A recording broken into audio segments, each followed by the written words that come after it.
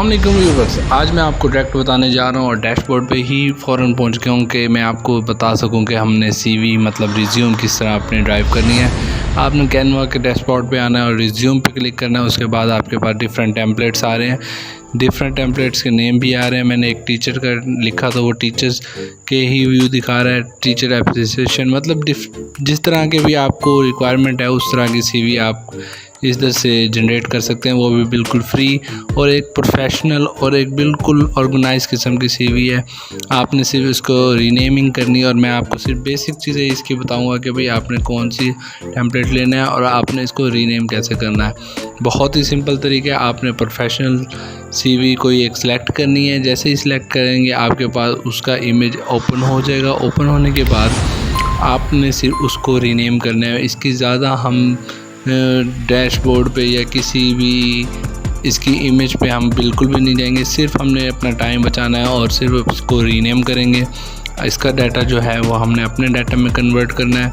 मैंने अपना सबसे पहले नाम चेंज किया, लेकिन आप इसके जो बेसिक हैं वो अगर चेंज करना चाहें, अगर आपके पास टाइम है ईज़िली, तो आप फटाफट इसका जो ये टेक्स्ट फॉन्ट वगैरह वो आप चेंज कर सकते हैं, अदरवाइज़ की कोई ज़रूरत नहीं है।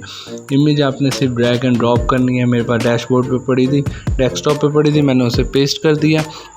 जैसे ही इमेज मैंने पेस्ट की तो जो उसकी कैनवा की लाइब्रेरी में अपलोड होगी। अपलोड होने के बाद आपकी फ्रेम के अंदर इंटर हो चुकी है। ये इसका व्यू ब्लैक एंड वाइट दिखा रहा है क्योंकि टेम्पलेट में ब्लैक एंड वाइट था।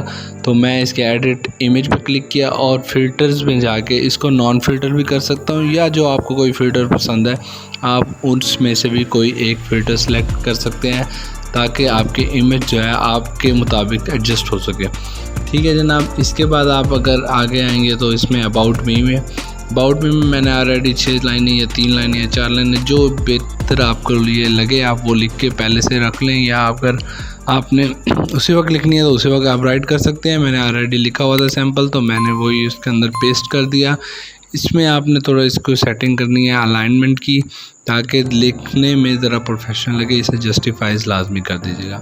उसके बाद कॉन्टैक्ट पे आ गए हम। ईमेल एड्रेस, मोबाइल नंबर और एड्रेस या कोई वेबसाइट अगर आपने के पास यूज़ में है तो आप वो लिख सकते हैं। मैं ये सारा डाटा डमी ऐड कर रहा हूँ ताकि आपको समझा सकूँ। ठीक है जनाब। अगर आपने एक नंबर देना है तो आप एक दे सकते हैं। अगर आपने इससे और भी नंबर देना है तो सेम कॉपी करके आप पेस्ट कर देंगे तो एक और नंबर भी आप ऐड कर सकते हैं। एड्रेस भी आपने लाजमी लिखना है क्योंकि सीवी का फॉर्मेट में एड्रेस लाजमी होता है। इसके बाद आपने अगर कोई वेबसाइट ऐड बनाई हुई है या कोई आपका चैनल है तो आप उसका लिंक देना चाहें तो आप बिल्कुल दे सकते हैं। उसके जैसे ही आपने लिंक देना है तो ताकि अगर आपकी प्रोफेशनल या टेक्निकल कोई चीज़ है, जॉब है, तो आप उसके हिसाब से वो उसको एक्सेस करके ही आपको पहचान लेंगे कि भाई इस बंदे के पास किस किस्म का नॉलेज है। इसके बाद हमारे पास प्रोफेशनल एक्सपीरियंस आ जाता है। प्रोफेशनल एक्सपीरियंस में आपने अपने जो एक्सपीरियंस ऐड करना है, मतलब आपने कोई जॉब पहले की है आपने वो लाजमी ऐड करनी है। और इसमें प्रोफेशनल जो मैंने इसका टेम्पलेट चूज़ किया है, हालांकि जो जनरल हमारे पास फॉर्मेट होते हैं उसमें इस तरह नहीं होता। इन्होंने एक प्रोफेशनल तरीके से इसको असाइन किया हुआ है ईयर वाइज। अगर आपने जिस कंपनी में जितने साल दिए हैं आप उसको उस हिसाब से आपने प्रेजेंट करना है। मैंने जैसे 2020 का जो मतलब करंट मेरा एरिया अभी चल रही है तो मैंने वहाँ से वो लिख दिया। इसी तरह 2-3 एक्सपीरियंस या 2 या 1 जितने भी अभी आपके पास एक्सपीरियंस आपने वो ऐड करने हैं। मैंने एक ऐड कर लिया है और दूसरा भी ऐड कर देता हूँ डमी के लिए, और तीसरा जो है वो मैं ऐसे ही रहने देता हूँ क्योंकि टाइम की बचत करनी है हमने। इसके बाद जैसे ही आपने ये एक्सपीरियंस ऐड करना है उसके आपने ये देख लेनी है कि अगर आप उसकी रिस्पॉन्सिबिलिटी जो हैं वो आप ऐड कर रहे हैं वो आपके काम के मुताबिक होनी चाहिए, ताकि आपको जो सीवी पढ़ने वाला हो उसको फर्स्ट इम्प्रेशन में ही आप पसंद आ जाए या आपको सिलेक्शन के लिए ऑफ़र आ जाए। तो इसी तरह आपने एक्सपीरियंस ऐड करना है। अगर मैं आपको ये बताऊं, अगर आपके एक्सपीरियंस 2 से 3 है या 4 है तो आपने परेशान नहीं होना। आपने सारे को सिलेक्शन करनी है। सिलेक्शन करने के बाद आपने इसको पेस्ट करना है। पेस्ट करने के बाद आपने इसको सिर्फ जस्ट रीनेम कर देना है। हाँ, अगर आपके पास लग रहा है कि पेज ओवर जा रहा है तो आप इसका साइज़ चेंज कर सकते हैं, वो भी मैं आगे बताऊंगा। ये अचीवमेंट का एरिया है, अगर आपने कोई अचीवमेंट्स किए हैं या कोई रिवार्ड वगैरह लिए तो आपने इधर फिल करना है, अदरवाइज़ नहीं है तो आप डिलीट भी इसको कर सकते हैं।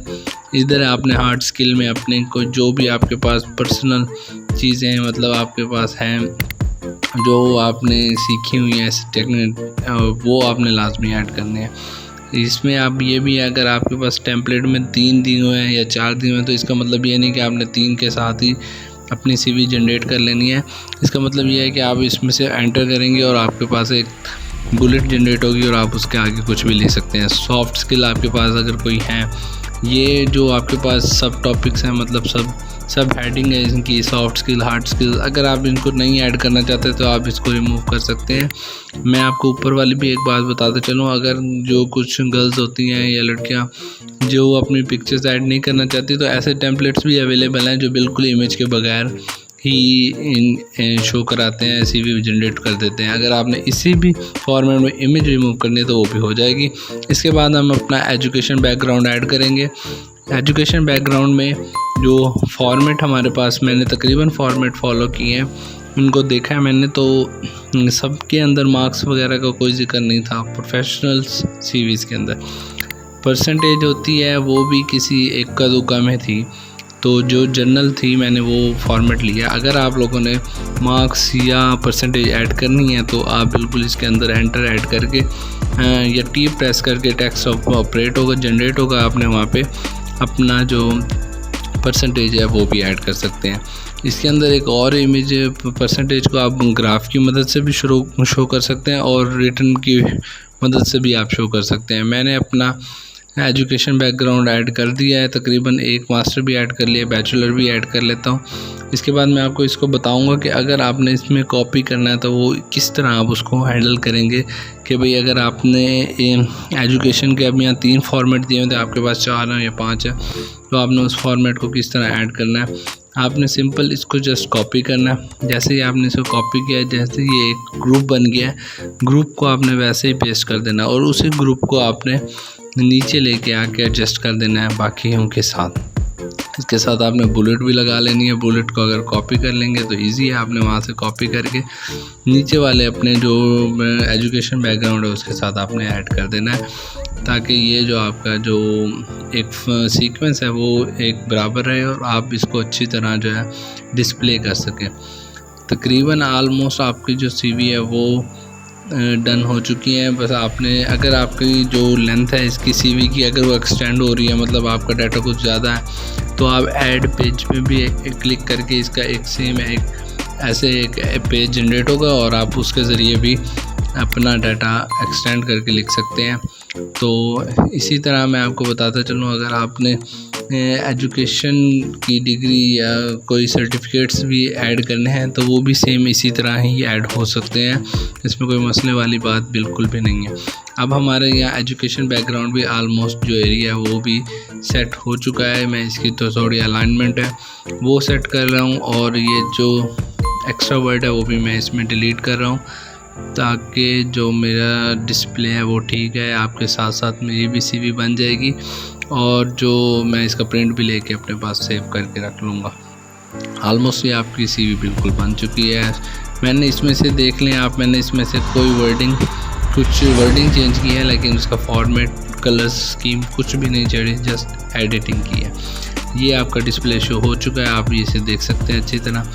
ये प्रीव्यू था इसका, अगर आपने ऐड पेज करना कर सकते हैं। और अगर आप शेयर पे क्लिक करेंगे तो यहाँ पे आपको डाउनलोड की ऑप्शन देगा। आपने PDF स्टैंडर्ड में भी डाउनलोड कर सकते हैं या आप कर सकते हैं इसके PNG, JPG, इस इमेज में भी आप इसको डाउनलोड कर सकते हैं। मैं PDF डाउनलोड करूँगा क्योंकि बेहतर वही है, किसी को ईमेल करने में भी आसानी होगी हमें।